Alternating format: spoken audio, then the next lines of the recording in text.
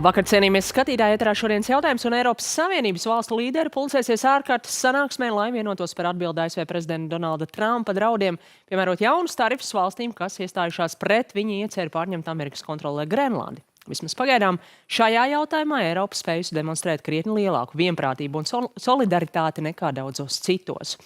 Un tieši bloka iekšējās solidaritātes kontekstā Latvijā krietni aktuālāks kļuvis arī Eiropas Savienības migrācijas un patvērumu pakts, jo Eiropas komisija noraidījusi Latvijas lūgumu tai piemērot līdzīgu izņēmumu statusu kā Igaunijai un Polijai.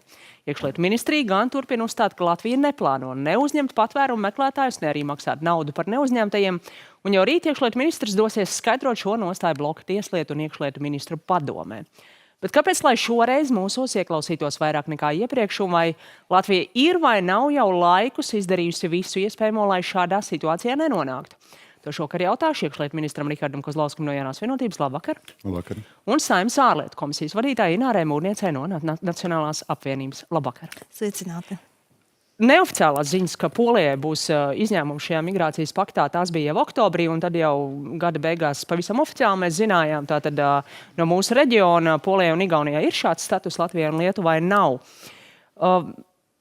Tobrīd vēl bija solījums prasīt atkārtot, tagad mēs zinām, arī šī prasība ir noraidīta, un Mūrnieces kundze, jūsu partijas biedrs, Eiroparlamenta deputāts Rihards Kols, to ir nosaucis par izgāšanos, par valdības mazspēju.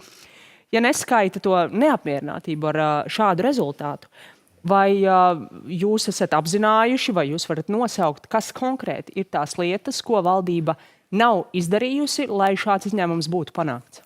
Katrā ziņā to mēs vairs nezinām, kā būtu bijis, ja būtu. Paldies jums šokar par sarunu, raudzīsimies, kā tad būs īsti nākotnē. Paldies arī jums, skatītāji, par uzmanību un tiksimies rīt.